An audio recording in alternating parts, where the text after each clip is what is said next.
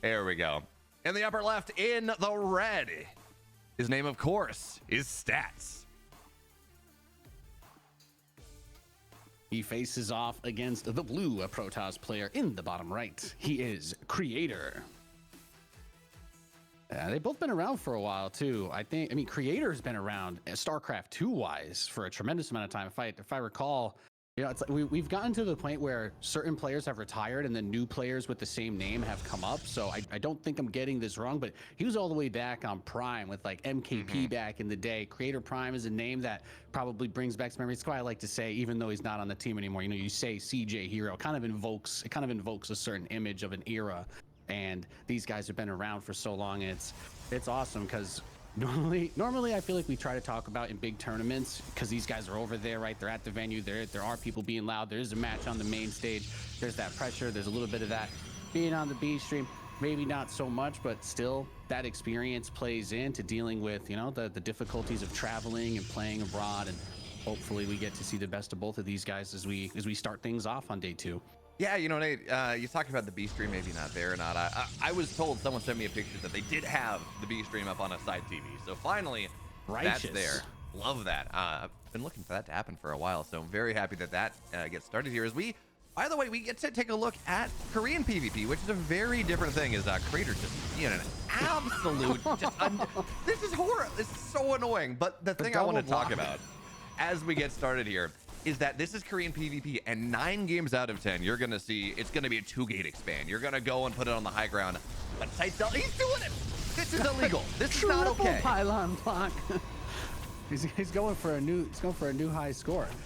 It's hard to. Okay, so maybe I need to ask Roddy about what exactly the value gain here is. Say, I wonder too. He still ends up getting the Nexus up before Creator, but Creator has gone for his Stargate super fast during this. So is this like he's trying to bluff him out? Like, oh, I'm going to expand before you with the pylon block, and then you're not going to expect any kind of tech. So that's why I do the Stargate. Or I don't know. Maybe this is just standard PvP mind games, which is you love to see it.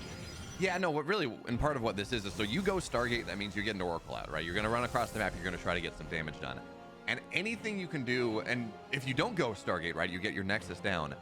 Theoretically, you're building a worker lead because your Nexus is done quicker, and therefore you're going to be able to build that eco lead, and then suddenly the Oracle has to go and get damage done to make sure that, yeah, okay, we're balancing this game out. And if you can slow the Nexus down by 45 seconds for the cost of 125 minerals, right? Nothing really, actually less than that, right? Because the probe is 50 of that. For 75 minerals, you slow it down by 45 seconds. All of a sudden, that economic lead that Stats should be able to create for himself is not quite as strong as it otherwise. It's still there, 100%, but it's not quite as strong as it might otherwise be, which means you have to get less damage done for the Oracle. And as we talk about this Oracle, by the way, look at this. Zealot Stalkers on the front as well. So yeah, it's a 1-2 punch. And I don't think there's a shield battery in the main. Yeah, I think it makes a lot of sense. He's like kind of getting inside of his head, right? Like, I'm blocking your base. I'm trying to get the expo up faster. He's got Stats focusing on the economy, but at the same time, he's also in a defensive position because of what happened anyway. It's like moving out doesn't necessarily make a lot of sense for him, since I think for Stats, he has to be a little nervous that probe was the only thing he was able to get out earlier. And at least for Creator, even though he couldn't really kill anything with the Oracle, he still has some of that map control. We could see a stasis trap, but on the other side of things, Bayo, Blink is much further along for Stats, but is it going to be done faster enough to matter? I feel like maybe there's not that big of a window that'll end up if Creator starts his immediately. It's always funny when you take a look at that, right? Because yes, Blink will be done a lot faster, but I mean, how many PvPs do you get to take a look at where it's like, okay, Blink's done, whatever, but we're not touching each other until the third base happens? Or this is just not really going to be a thing. And well, Stats wants to take the third base right now, but Probe shows up, and now, hey, he's let a bunch of Adepts in the main base. So Adepts, are they going to shade forward into the main base? They will, and that means with 3 Stalkers here, 2 Adepts, and Oracle's thinking about diving in, this is some guaranteed damage. Now, is it going to be enough? I don't know, but 5-6 workers have died, and that is absolutely enough to justify everything that happened. And behind this, the third base looks like for a Creator is going to be just that little bit faster. He's sending the Probe out. Stats lost his, so hey, round 1, I guess round 2 really, because the first round didn't really do all that much. Round 2 there for Creator works really nicely. Yeah, I was gonna say he comes in with the second Oracle, and he'll pop this probe hidden back into the natural, but he should be able to see, or at least infer to scout from that probe coming back that the third base might be up. So some awareness there. As you mentioned, Creator has his up a little bit faster. He also has the forward gateway, so he's already thinking like, okay, maybe I'm in a spot where one more trade in my favor, and I might be able to just overwhelm him. As far as production goes, just getting a little look-see. There's a lot of stalkers out for stats. Like he's not been slouching with his macro, and I think coming into this match, there's probably a lot of people that would say Stats is coming in as the favorite. So even though Creator's made a few moves here, Stats does not really appear to be rattled.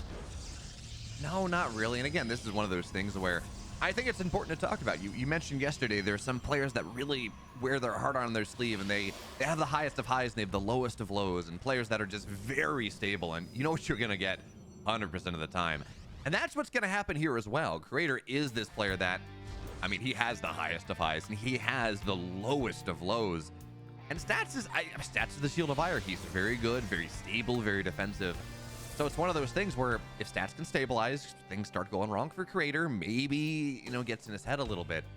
But for now, Creator, he's got his Blink done. You talked about that timing. That's not really there. And Blink's on top. Just knocks Stalkers down, knocks Sentries down.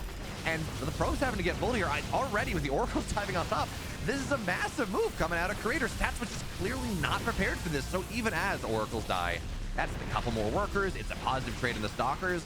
A couple more Stalkers run in. They don't really want to do that. But regardless, hey, again, another really nice move for Creator, even as somehow Stats, well, he actually built himself up despite the damage he's taken and everything else. He's built himself a 6-worker lead. That's like every time I try to look at this, I'm like, Creator's making some moves here. I'm liking the pick. This Blink micro is fantastic. Somehow the numbers are still heavily favoring Stats for a bit there. And I think now is where he's finally started to spin it back a little bit as he gets into the natural with the Oracle. So 8 probe kills finally for the first time in a while. Creator is actually ahead in probes, which is again very bizarre since it feels like he's been in the driver's seat this game. But Stats is just, he is being cool as a cucumber. And we've got 16 Stalkers to 14. The first Immortal is out for Stats. So he's starting to bolster up that army into something that can play a little bit more for the long game. But of course, we know on this map with the setup here, Creator is just going to be looking to shark picks with all those Stalkers is kind of my assumption. I like what he's baiting out here as well. He's got like 4 Stalkers just on a task force. Hey, what can I find? Can I get a Stalker? Meanwhile, the other Stalkers are right there. So Stats trying to fight up into the high ground into this as he really wants to take that 4th base. But I mean, the Stalkers, yeah, sure, eventually Stats might hold the position and get that 4th base up. But in the meantime, correct, Creator goes, he targets a probe down. He's got his own 4th base halfway done. The one advantage that Stats has, as we talk about this game, he's got his +1 done. He does have those Immortals. That does mean that even as Creator is playing this really quickly, doing a nice job of getting damage done over and over and over again, the straight up fighting power for Stats is significantly more. So the other way to take a look at this is, well, Creator has to get this damage around the edges because he can't really take that straight up fight. Yeah, it's such an interesting spot. Like in PvP, forcing the engagement, unless your opponent like aggressively blinks onto you and they don't have enough to kill you, and then you can counter aggressive blink, what have you. It's just tough to force the engagement sometimes. So the Immortal charge light coming into it helps bowl over the Stalkers in terms of like they're obviously not as good at killing the Zealots specifically, but you still need to get them in a spot where they have to fight you. So we'll see how he tries to create that opportunity for himself as charge is just about past halfway done for Creator. He's getting a Warp Prism up, quite a few gateways being added, so he's kind of ready to explode into his production as Stats is 4th, is just about to finish, but Creator's is fully saturated. He's got a battery, he's got a cannon, so he's feeling comfortable being out on the map.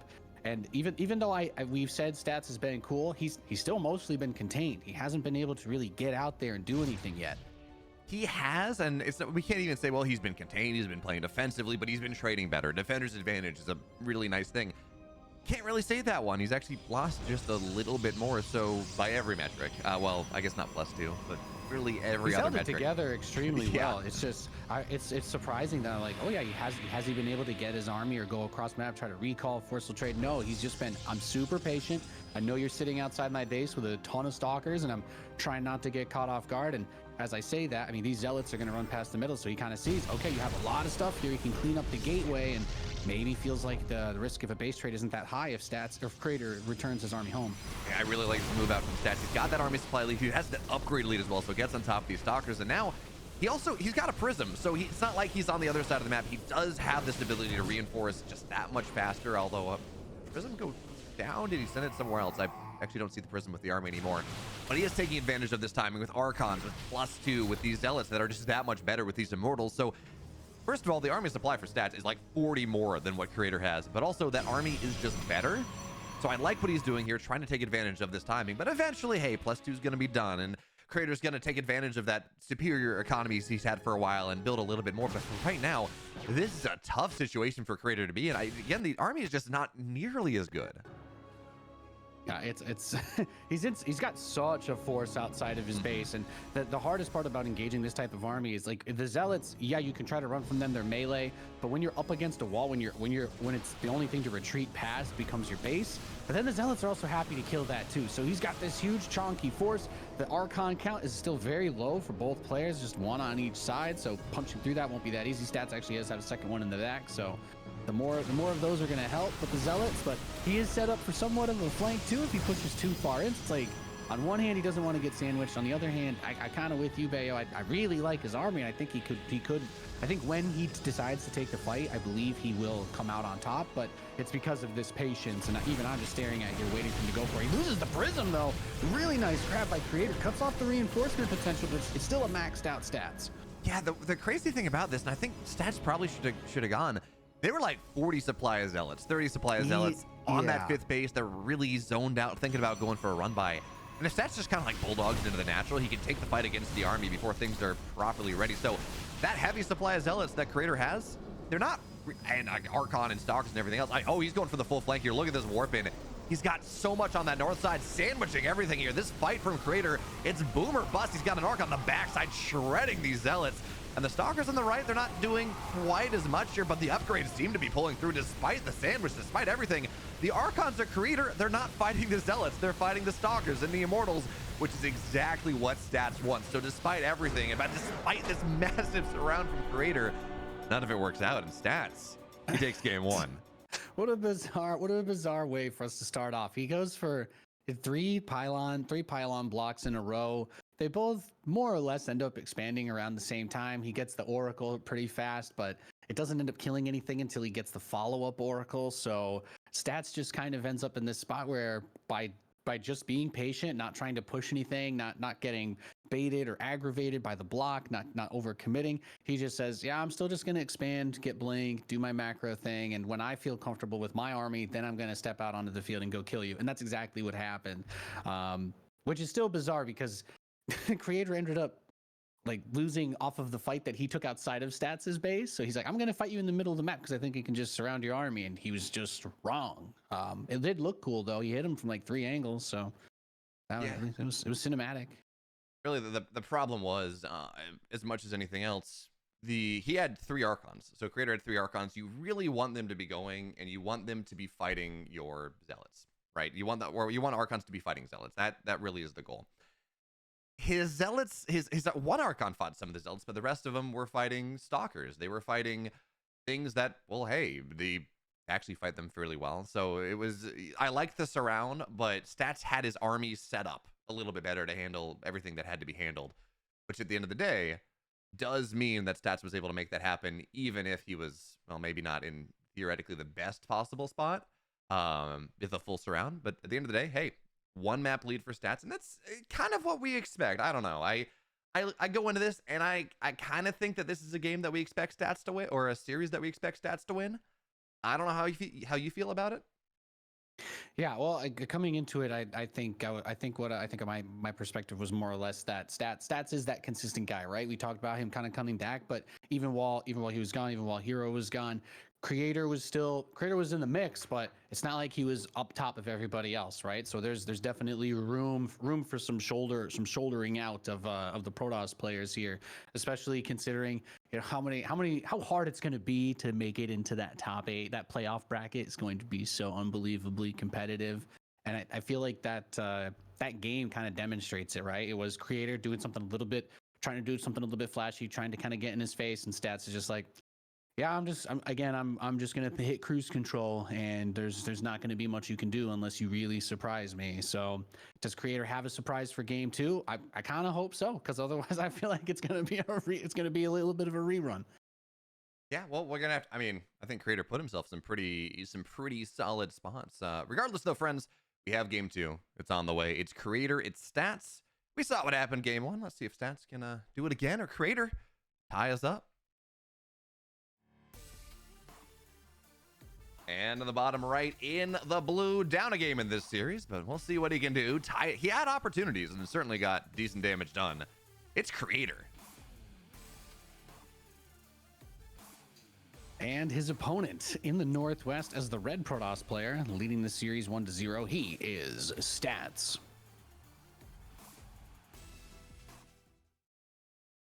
Yeah, I always like in PvP. I feel like when I see players that I like watching play or exciting players, obviously my mind goes to Hero, and I'm just going to continue to reference him infinitely. But Stats is another player who comes to mind, is the Prism control. You've been seeing people kind of go out there, always keeping something on the map that they can use to harass when opportunity comes up. So when you see somebody kind of put in that position where their opponent may be the aggressor and they kind of dial it back a little bit, it's always interesting how you can see them shift gears and be like, well, as much as I would love to be the one doing something or taking the assertive action, I also recognize this is how I would throw in this situation too. And it's a great dance in terms of the meta, the mind games. And we got Stats in a probe at the bottom left corner of the map. Bayo, what's he cooking?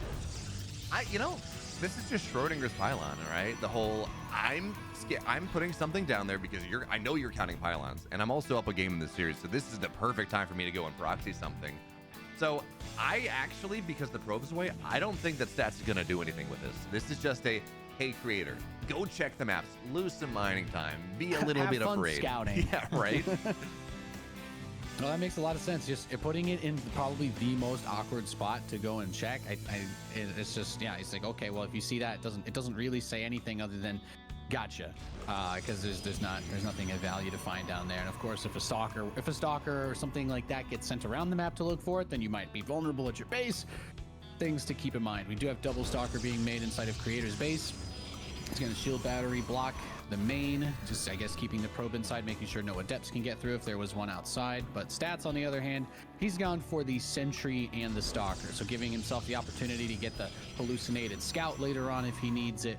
But otherwise, he is sending that probe, by the way. Creator's looking around for it. He's like, where's the proxy? Yeah, Nate, it's funny as well. You talk about these sentry openings. I know we talked about it a lot in the regionals, but I'm still going to talk about it. The best chains that we've seen in PvP in years was this sentry chains. That means the sentries do bonus damage to shields. Because all of a sudden you're seeing these sentry openings, you can use them aggressively, defensively, but it has done so much to stabilize this matchup, to allow players to not just 3-gate robo every single time, which I don't know, Nate. Do you appreciate 3-gate robo 5 games in a row? Is that how you want to play the game? Bayo, I am a lover of strategy, and I believe giving people more options to choose from is the answer to solving the difficult builds or the difficult metas of our time. So I absolutely am all on board with stuff like this. I love the sentry change. I think that's one of those things, especially people talk about volatility in matchups. Give people an answer to volatility. Give them more, actual agency in what their decisions can influence in the match, and you'll get less frustration, happier people playing more, better games. Boom, we all win. Yeah, we do. So as you take a look at this, by the way, I don't... Oh, well, okay, actually, here's the question. One more stalker was made. I was going to say, Stats' blink is going to be faster. His Twilight was about 10 seconds faster, and I don't quite know why that was, but so we do. Creator built an extra stalker. That's gas that you're spending. That's not into that Twilight. So Stats, very comfortable with the army that he has going into Twilight. Gets that out a little bit faster. Nate, in answer to your question from last game, I don't think it's going to make a difference, right? You don't generally go on these blink timings. But Stats, no, it does cut the corner, right? It's like a caster trap. It's got to be a caster trap. In all my years of doing this, I have to say there's maybe only been 4 or 5 times out of like hundreds of games where that 10-second or 20-second gap is ever really excellent. And the few times where it happened, it was some of the most crazy games. But Mostly that margin, that small margin, is made up for in just, well, it takes 10 seconds to walk across from one base to the other sometimes, and that can be, typically that is going to be enough. So as long as he's not starting it like 60 seconds later, then he should be okay. We hope anyway. It's also super hard to identify that you have that timing window, because like hitting a timing window when you like, True. I have blink for 10 seconds, and yeah, sure, you can dominate the fight if that's true, but how do you know that you have that 10 seconds? Because otherwise, if you're attacking into your opponent that also has blink, into defender's advantage and shield batteries and better, maybe closer warp-ins, you're gonna lose that fight. It's not gonna be the easiest thing for you to do. So it's just generally better to say, I'm gonna wait for a more demonstrative edge. I can click on a unit and see they don't have +1 and I have +1. I can click on them and see or I can like look at them move and see they don't have charge and I have charge. I have things that are a little bit easier to figure out. Oh, I play with the default settings. I actually can't click on my enemy units at all. You can do that? Oh, Nate, that's a skill issue. I had to tag you a little. Look, Nate, I played MMOs when I was younger, and we had a phrase if you played a healing character, saying, you can't heal stupid.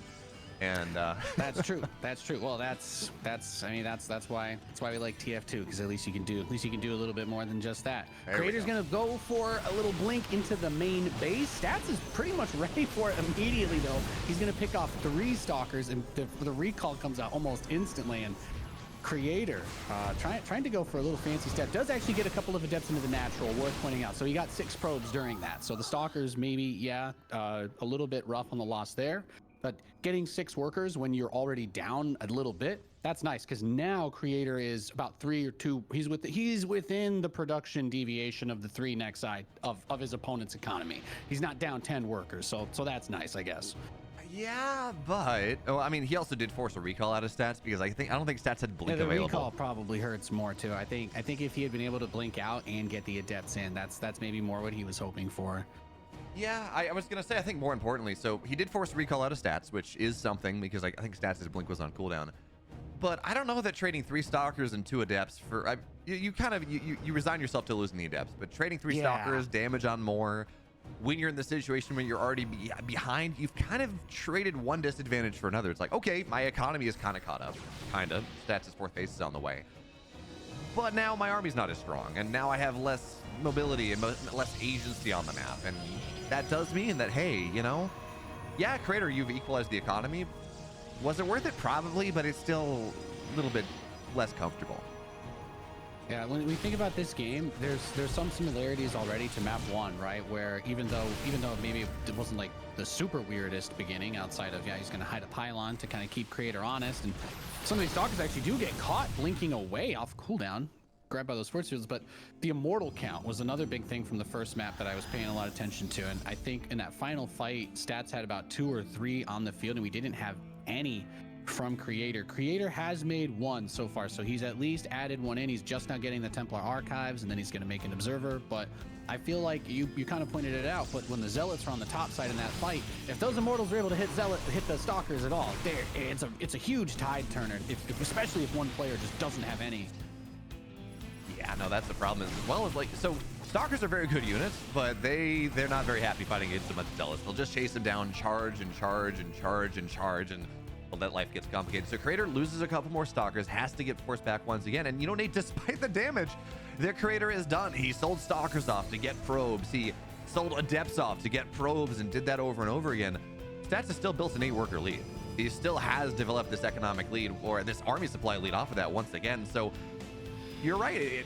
History doesn't repeat itself, but it does rhyme, and that's what's happening in this game too. Again, Stats, despite taking his licks early and maybe not being in the most comfortable position always, has still built this advantage in the mid game. And I think this is really what we expect out of him as well. As that recall's gonna hurt. That's like 4 dead stalkers. This is what we expect from him as well. Who knows what happens in the early game, but you let it go to 4 or 5 bases, and the Shield of Ire is just so stable that it becomes, you just gotta outplay him. And Creator, at this point, he's not quite been doing that. Yep, you mentioned it perfectly too. It's just like Creator likes to play this style. He's out on the map. He has a lot of these stalkers trying to poke, but they're not great against the zealots. And if he forces this head-to-head fight, the armies look somewhat similar, but it's 3 archons for stats instead of just 1. It's 2 immortals instead of just 1. He's got the prism there. He can reinforce immediately.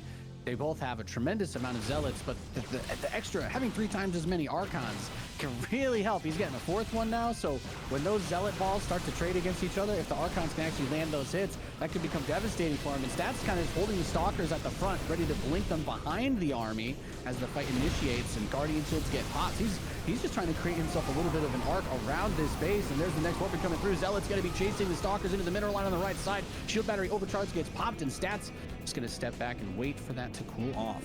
Dude, the power of these new sentries as well. Stats did such a nice job of keeping them as part of the army, which means that they can go. Yeah, it was Zealots in the third base, but hold position is going to be fine. That means that he can start to get really heavy damage on these Archons and knock them down to a point where it's really hard for Creator to keep things alive. So yeah, Stats in the third base is going to get cleaned up, but he's got Archons in this fourth base. Zealots getting on top of the Stalkers, and Creator, he spent a ton of Zealots onto that third base to try to keep himself alive, and that means that Stats here, the army of Creator, was not where it needed to be, which means, well, the fourth base is dead. Stats blinks forward even more, and for the second time in as many games, Creator gets damage done early, makes something happen, but at the end of the day, Stats, that macro-powered lead that he has, looking so good. Yeah, he's looking so good. You know, Bayo, I think the biggest takeaway I have from this series so far is what you said in game 1 when it looked like he had done all that harass and all these cool moves, and then you're like, actually, Stats is up like still 15 workers. So I don't understand. I'm like, yeah, that's his macros been nuts.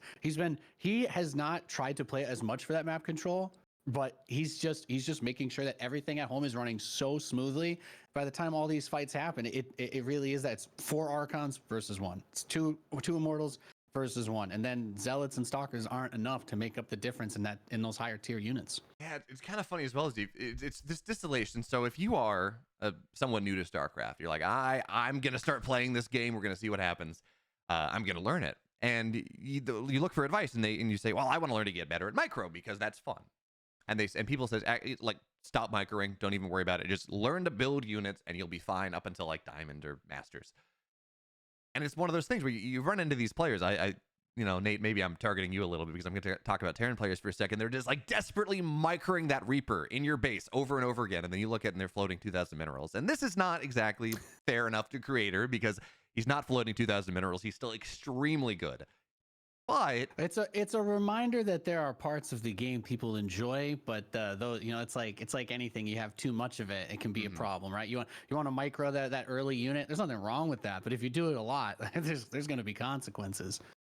Absolutely, and it's again kind of this game state we're talking about, where Creator does all this fancy stuff, and he multi-prongs and puts stocks in the main base and gets damage done. But Stats like, yeah, I'll build probes. This is fine. I'll get my fourth base faster. The best part about not macroing while I'm microing my battle cruisers around is that they cost so much. Actually, floating that 2K bank is how I get my next wave of production. So, you know, I kind of got ahead of that system a long time ago. But I can see for these mortals, yeah, it's expensive. Those cheap units, you got to be building them regularly and quickly. Yeah, I don't know. My dopamine from playing StarCraft is I'm going to build a lot of drones, and I'm going to build more drones, and I'm going to hit my inject timings perfectly. And they it's going to be great. So good when those, especially that blue flame animation on them, right? It's just, it's like we're in Texas having barbecue. I was going to say, I can smell it now. This is topical. Although drones kind of, they muck in the creep a little. I don't know that they would be the tastiest barbecue. I mean, realistically. Yeah, you have to wonder if the creep would like burn off, right? Or if it gets like kind of baked into it, you know?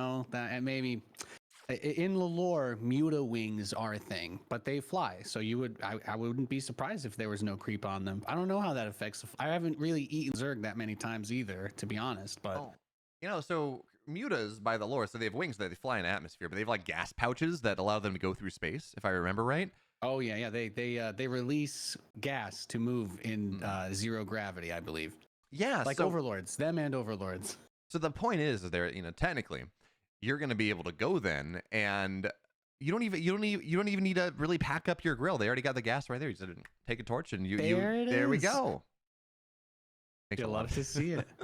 You'll love to see it. We're in best of 5s now, so even though this has been a pretty tough series so far for our boy Creator, he's still going to have an opportunity to try and turn this into the reverse sweep of a lifetime, but I feel like at this point it would almost be a disservice to say that I expect Stats to drop this year, because he's just looked too clean. He hasn't done anything fancy. There hasn't been any sort of flair to it, but I also think this is maybe that point where it's still fair to say he doesn't want to pull out everything if he's going to potentially be facing Hero, later on or something like that, whatever it turns into. So we don't expect him to show everything before the finals or those last couple of series, but also he's making it look super straightforward. Mm-hmm. And the other way to look at this is if Stats can take down Clem, who arguably has the best TVP in the world. I say arguably, Maru might be able to say he's got that cure maybe, but certainly one of the best TVP players in the world. And if Stats is able to 2-1 him and do that, and obviously he didn't end up winning the entire thing. Apparently Oliveira is better than Clem in the matchup. I don't know. But results don't lie, Nate.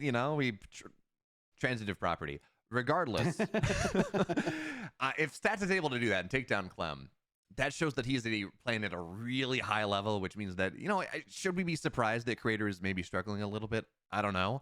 I do think it's interesting, by the way, that Stats, he had a 3-minute break, so that's what we've been waiting for.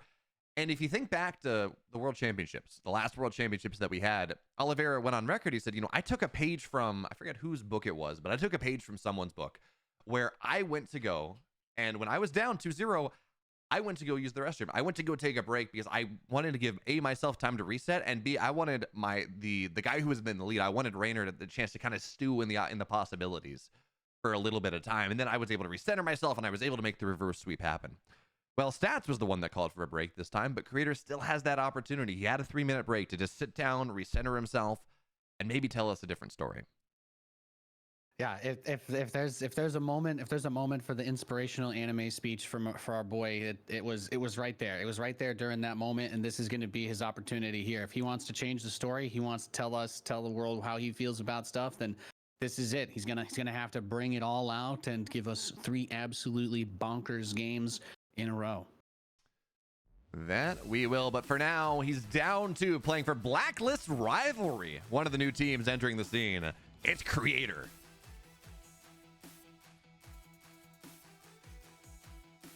And his opponent in the bottom right, leading the series 2-0, he is Stats.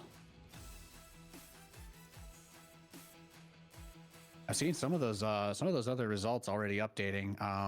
At the behest of not insta spoiling them, I'm just like, okay, some matches are moving pretty fast here at the start of day 2, Bayo. We're gonna be finding out pretty shortly if we have another one of these series ending quickly as well. But coming out for blood this morning. They just got up and they were ready to roll. Stats didn't need a warm up. He's just feeling good, man. Came out of bed ready to bring out his A game.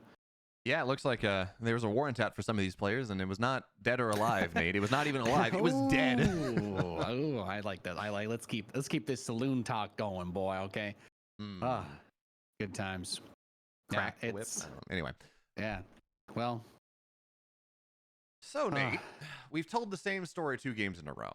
We've had Stats go playing very defensively, not going for Stargate, nothing like that. Just very solid. One time it was a 1-gate, but other it was 2-gate. Same idea every single game this series. Do we tell the same story? Again, we're going to see that proxy pylon, but again, it's not going to be something that Stats is going to go and going to put something on the map with. So I guess for now, to answer my own question, the story appears to be the same. Yeah, right. It's like it's not a signal. It's a warning. It's the warning that when you scout my base, you're immediately gonna have the fear put into you that you've seen all the GSLs over the years. You've tuned in to all the international tournaments, and you've seen Stats, that really great macro player, be somebody who will occasionally take that moment. And you're like, well, I have to respect it. It's PvP, and I think a hallmark of being a good Protoss player, in a way, it's almost similar with Terrans, because a lot of the guys that struggle to make that next gen leap to that next level, they don't take those kinds of risks as often. Like almost all the guys that we laud, that we really talk about as being the big inspirational figures, they'll throw those proxies out there in those big series when everything's on the line. And I think it says a lot that you can never completely count out certain builds from certain players, and that even though they might play macro most of the time, and it makes it just that much more terrifying to play them. That it does. And then as we take a look at this game, so Stats goes, his natural's a little bit delayed. It's not a big deal. It's probably worth 1 probe maybe. But he does, again, get that Twilight very quickly. And also, he did force, just by proxying that pylon. He talked about having to go and give some respect to Creator. He forced the Zealot on the map. Creator has first of all, he built the Zealot, which is not something you do all that often. And to me, that's a marker of nerves, a marker of, well, my back's against the wall here. I cannot afford to make a mistake. I cannot afford to lose a game. And, I don't think that's the way you want to be approaching this. You're in this situation. If you're already giving your opponent kind of this, okay, I'm going to build a Zealot to keep myself safe. I'm going to do whatever to keep myself safe. That's handing advantages to stats over in a silver platter already. Those are just, you're building things that you don't have to, and that puts you behind if they're not necessary. He's got to be feeling the pressure, right? It's like you're not playing this game from your bedroom. You're out there. This is a high stakes match. You want to qualify for this $1 million tournament. You want to make sure that the people that have your back, that this is something that you can deliver for them for what they're doing for you, right? There's so much weight sometimes on these guys' shoulders, and the Zealot into 3 sentries I do like, because we had this little conversation about the role of the sentry and how it's kind of changing. So if he's mixing up what he's doing even in the slightest bit, then I think there's a chance he gets to a more rounded army composition by the time there's a fight. So I already like the fact that he's just not doing the same thing as last time. I like that he's not just rushed into Blink, getting stalkers on the other side and staying outside of Stats' base and kind of, I think like you said, just trading a couple stalkers here and there so that by the time the big fight happens, he's missing all these gas units from having to replace the stalkers. If he doesn't have to rebuild a dozen stalkers between now and the first real fight, I'm feeling a lot better for Creator. And at the end of the day, we talked about, okay, well, maybe going for the Zealots is a little bit, I don't know, maybe a little bit too safe. But on the flip side, that's not a gas unit. So if you get 3 sentries, your opponent gets 3 sentries, you get a Zealot, your opponent gets a Stalker, you can do what Creator has done, which is a much faster Forge, which is a much, much faster +1, even with the Blink timing being the same, even with the Robo actually being faster for Creator as well. So, maybe I need to change what I said. I talked about Creator playing too defensively, but this has also allowed Creator to build himself a pretty decent tech lead. +1 faster, Robo faster, Blink right around the same time, third base done right around the same time. At the end of the day, this means that Creator has that tech lead going into the mid game. But again, Nate, we talked about tech leads and in mirror matchups, how much they matter. They can matter a ton, but also they don't really tend to impact things all that much. Although with a Prism on the way, this might be the exception. Yeah, depending on what he does with the Prism, his charge is just starting. So, and it's a natural progression, right? You go Blink into charge and you kind of get the Immortals, make the Templar Archives, and you get a little bit of a, Mortal Charge, a lot of Archon kind of mixed in there because that does so well versus the Stalker Ball. But it's definitely going to be interesting to see if he's able to get some kind of drop play going, since we have not, again, this has turned into a somewhat passive game as a result of the last 2 matches, because Stats has just been, he's been out macroing him for the most part, regardless of what's been taking place, and even still able to get up a couple of probe leads. So unless it's a deliberate cut by Creator before he goes into mass production, then this is it's going to put a bit of a timer on his situation, more or less. So if he's going to cut probes to try and get this next wave out, he needs to make sure that timing is very sharp, because Stats is getting that 4th base set up. And yeah, I think this is going to potentially be he's not, I don't know, this army just doesn't look that scary from Creator to pressure this 4th, but he does have a lot of stalkers. But I fear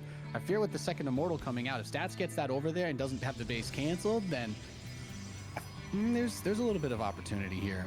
It just feels weird. It's just gateway units for Creator. Yeah, okay, so charge isn't done for Stats, not for another 15 seconds or so maybe. So there is this charge time that you have, which means that these Immortals, there it is. Not great. Force Field's actually going to keep things out for now, but it also does kind of zone the army out a little bit. And I think Creator with his timing should be able to cancel the 4th base, but now Stats is going to go down the ramp. He doesn't want that to happen. This 4th base is so low. Honestly, if I'm Creator, I just target this down. I blink away. I say, this is fine. 4th base gets canceled. Great cancel. Great. That's a great pick for Creator. I really felt like he shouldn't have been able to get away with that, but per our conversation last game, Bayo, there it was. Literally a 15-second difference in when charge finished from one player to the other, and he just couldn't move down the ramp. So we get a little bit of instant karma there on a nice little subject. But I think for the audience, that demonstrates exactly what you were saying, which is those minor tech leads actually can become very nice, even though he doesn't have Immortals with the army, because he had that Blink, the charge, thus just barely a bit faster. He's able to delay that 4th and possibly get his own up at about the same time now. So Creator, he's making some right moves. We just need to see him turn that into a control victory when the real engagement happens, because those big fights just have not gone his way this series. And the problem, you talking about minor tech leads, Nate, I want to talk about a major tech lead, and that is the fact that a Templar Archives has been done for quite a while for stats here. So he had and now the Templar Archives is done, or the Archon count's going to equalize, but he had that Templar Archives done for quite a while, which meant that even as Creator had the +2 lead, and even as Creator had the charge lead and everything else, very hard to go and handle this army, because if your opponent has Archons and you don't, and you're playing this mass gateway style that has really become the mode du jour of a lot of PvP recently, without those Archons, if your opponent has them, it is a problem and a half to deal with. But luckily now, Templar Archives is done. Even that major tech lead has been equalized. But these Stalkers in the middle of the map, they don't represent a lot, right? Stalkers going to blink on top. Hey, they're going to give themselves a little bit of a flank, though. Archon's a little bit behind, so stats Archon's fighting a little bit better. We have 2 Immortals to 0, but the Stalkers are running away. And this should have been, again, a pretty good fight for Creator. Even still, stats are going to punch through. Archons continue to go down, and 3 games in a row, these fights that look like they should be so good for Creator. These incredible flanking setups. At the end of the day, stats, he controls better. He puts the Archons where they need to be, shelling away at Zealots. He gets Immortals on top of his opponent's Archons and just bursts them down. And even though, again, the fight setup is really good for Creator, the execution's not quite as good as what stats is able to bring to the table. Yeah, it's just absolutely gnarly. He has the backbone support of all the additional Archons, but also the Immortals, right? They've just been there for all of these games and trying to. It's hard to think of a reason to say that the Immortals aren't this important when he just crushes all of these fights. He has such a strong backbone that he can't really be dived on that easily. So it's tough. I checked the battle report. You see like almost 20 plus Zealots die on each side, and a lot of the tech units for stats get popped, but he's just been so good about replenishing those and keeping again the Immortals, but also the Archon count very high. What is this fight turning into all of a sudden? Once more, it's just Stalkers and Zealots versus a reasonably well-rounded Protoss army. Yeah, I mean, at the end of the day, stats killed 3 Archons, his opponent killed 1. That is the story that we have to tell. 12 Stalkers died as well. So again, gas units dying for mineral units, and that is always going to be the story of a late game matchup. Gas is the important economy, especially here as you're only on like 3 gas right now. So Zealots are going to continue to move forward. Stalkers trapped against the corner. You mentioned it the other game that, well, Stalkers are great. If they're in a corner, Zealots on top of them, they really do not fight. So 3 games in a row, stats takes the fight with a better control. Stats makes something happen, and the macro's there. So once again, Creator puts up a good fight, does something fancy, and loses the game. Anyways, stats is going to be able to move on to this next round, and he is looking very scary in this matchup. That was so fresh and so